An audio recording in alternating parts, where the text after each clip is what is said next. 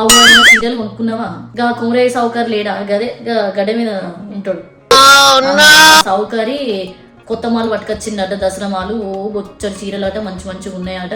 ఓ అందరు ఎగబడి మరి మేము కొనుక్కున్నావా చీరలు, లేకపోతే ఇద్దరం కలిసి పోయి తెచ్చుకున్నామని నచ్చిన వదిన.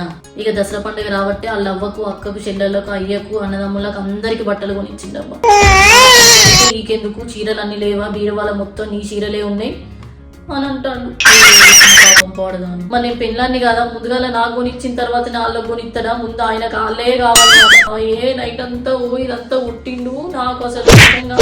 అవును వదిన, ఏంటిది రాత్రి ఏందో ఏడ్చినట్టు సప్పుడు వినిపించింది, మరి మీ పొంటే వినిపించింది మీ దిక్కే. ఓ బాగానే ఎడుతాండ్రు కదా, ఎవరు తెలుసా?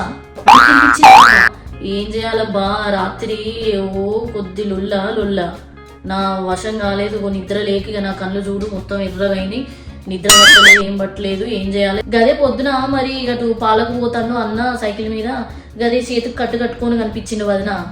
ఇంకా నా చెయ్యిలో కొట్టడానికి వస్తాడు అబ్బా, నేను ఉంటానా? ఎన్ని రోజులని చూడాలి, ఎంతకని చూడాలి? నా చెయ్యి పట్టిన వాళ్ళు అయితే ఆయన చెయ్యి ఇట్లా పట్టిన ఆయన మలిసిన